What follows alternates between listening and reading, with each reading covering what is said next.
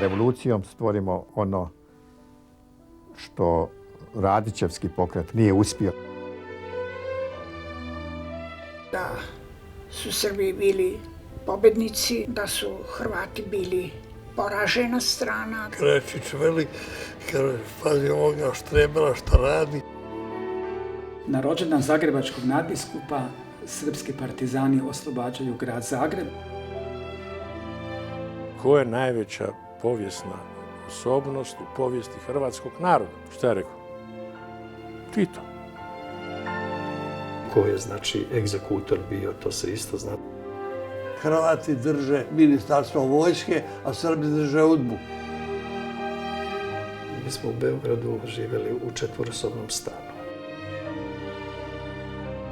A mali Mirek mi skače s ormara na krevet.